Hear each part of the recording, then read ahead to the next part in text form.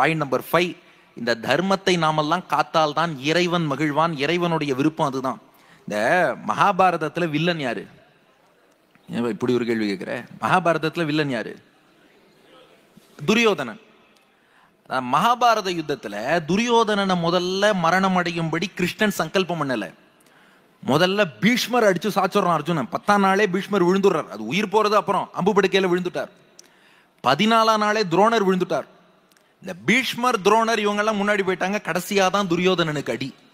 துரியோதனனை பின்னாடி அடிச்சுட்டு பீஷ்மர் துரோணரை ஏன் முன்னாடி அடிக்கணும்னா, கண்ணெதிரே தர்மத்துக்கு ஒரு கேடு நடக்கும் போது இவங்க எல்லாம் வேடிக்கை பார்த்தாங்களாம்.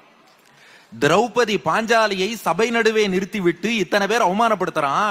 பீஷ்மருக்கு தர்மம் நல்லா தெரியும், துரோணருக்கு தர்மம் நல்லா தெரியும். ஆனா தர்மம் தெரியும்னாலும் தர்மத்துக்கு ஒரு ஆபத்துங்கும் போது வேடிக்கை பார்த்தார். பகவான் சொன்னா, ஏன்டா தர்மத்துக்கு ஆபத்துனா தட்டி கேட்கணும், வேடிக்கை பார்க்கிறாயா, உன்னதான் முதல்ல அடிக்கணும்னு அவங்களை அடிச்சுட்டு அதுக்கப்புறம் துரியோதனன் அடிச்சானும். ஆகையினால இறைவன் எப்போது மகிழ்வான்னா, தர்மத்தை காத்தால் இறைவன். 5 பாயிண்ட் ஆச்சு. So part